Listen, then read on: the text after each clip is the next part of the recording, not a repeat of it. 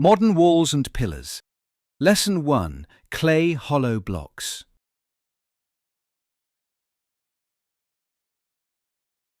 The evolution of blocks. Fired clay bricks underwent a spectacular evolution over the 20th century until they became the masonry blocks of today.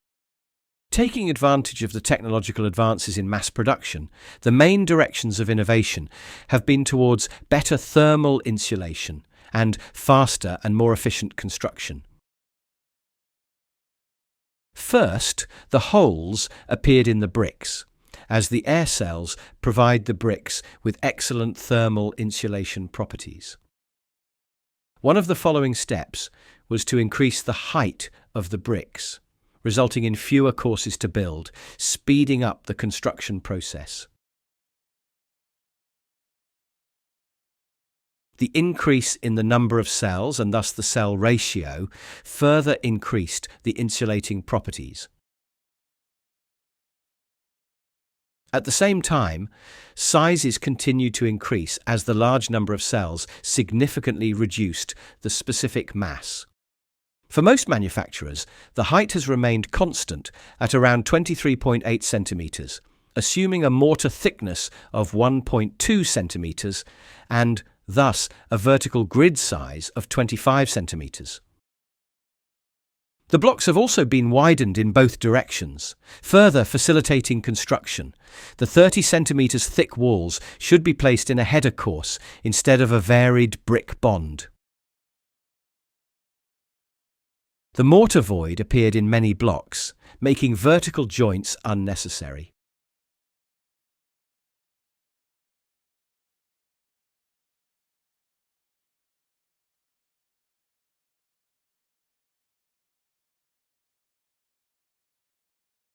The same result is achieved with the tongue and groove joints. Eliminating vertical joints improves thermal properties and speeds up construction on site. The development's next main focus was to reduce bed joints to a minimum. The latest blocks are precision planed, keeping the height grid at 25 centimeters, thus reducing the height of the joint to 1 millimeter instead of 1.2 centimeters. The mortar is now applied with a roller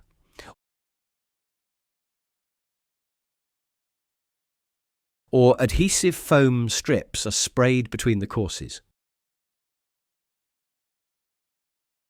The lower material and water requirements also mean a more economical and environmentally conscious approach. 44 centimeter wide blocks soon joined the 30 and 38 centimeter walls.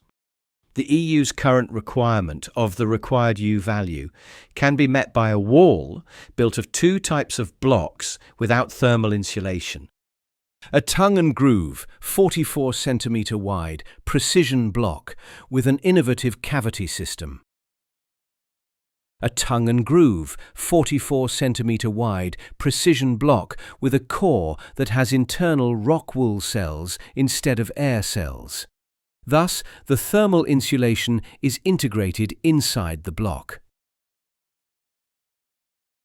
Wall junctions. The following example shows a 44 centimeter wide clay block wall end,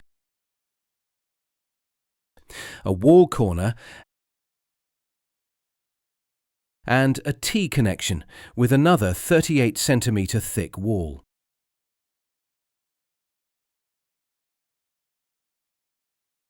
We have chosen precision planed blocks with internal rock wool insulation.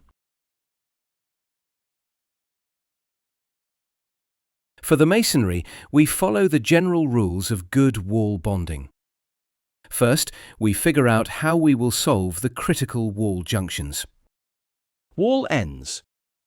You don't need to think much about the wall end for either wall 38 or 44. In the courses of the wall, we want to keep a half offset between the headers, so we place whole blocks in the starting course and start the next course with a half closer.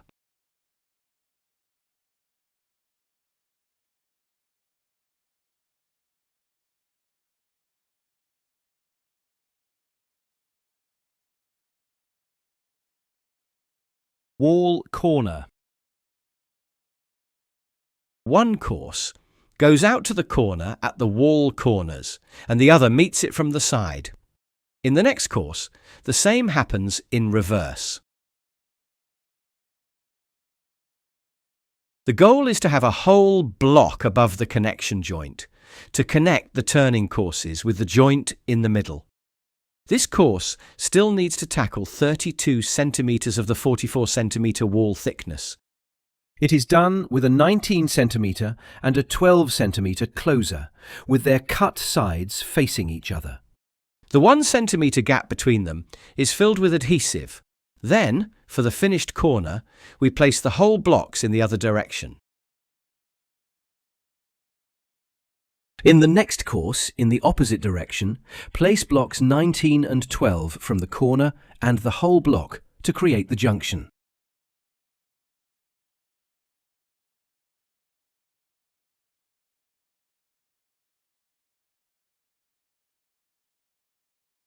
T-connection.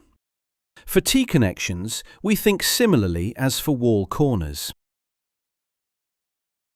We finish wall 38 in the first course at the inner side of wall 44, stopping the course with a whole block.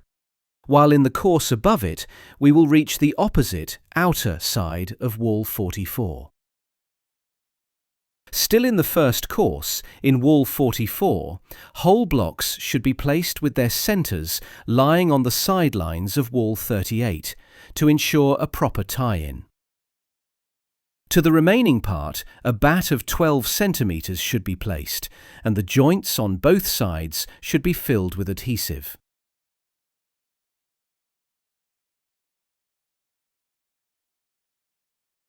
In the second course, the connecting part of wall 38 is tied into wall 44 by a whole block, extending into wall 44 by 12 centimetres. The remaining part is again built up with a 19 block and a 12 closer, with the cut parts turned against each other and filled with adhesive of 1 centimetre width.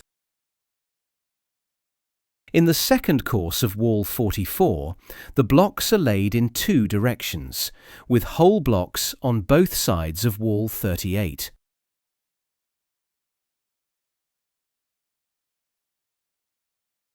The phases of construction: 1. Above the foundation, on the surface of the reinforced concrete slab, we mark the external and internal contours of the walls, the wall corners, the wall connections, and the openings with a chalk line. 2. Horizontal damp-proof course in 1 layer of modified bituminous membrane will be installed. 3. In the case of flat ground blocks, the perfect levelness of the first mortar layer is crucial because the minimum thickness of the joints in the subsequent courses will no longer allow for correction. Adjustment is carried out using a mortar levelling tool and a levelling bar.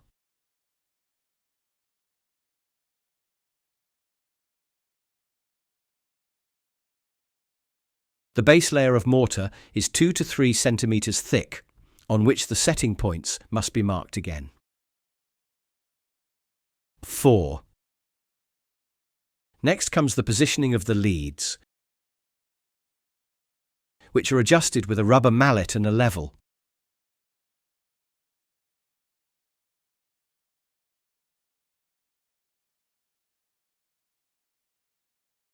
We start with whole blocks at the wall ends, a 19 centimetre closer at the wall corners and a 12 centimetre closer at the T connection. 5. Then comes the laying of the intermediate blocks for the first course of one of the 44 centimetre wall sections. To do this, a line is stretched out between the set leads. At the corner, we add a half bat to the 3/4, closer as planned, and fill the space between the cut elements with adhesive. The same is also done in all other cases where cut blocks meet other blocks. The whole blocks are joined together by pushing the grooves and tongues into each other without using any adhesive. 6. The intermediate blocks of the other wall section are laid similarly. 7. The first course of the 38 centimetre wall section is also built, and the joints are filled with adhesive.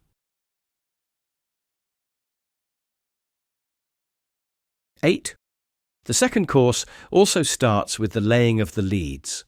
We again start with a 19 centimetre closer in the wall corners, but this time the block faces the other way. At the T connection, we place a 19 centimetre closer in the direction of the connecting 38 centimetre wall.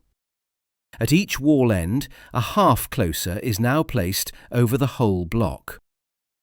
9.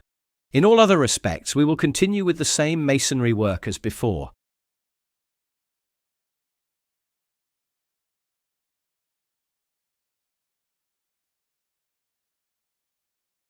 The level and the plumb are checked regularly with a level.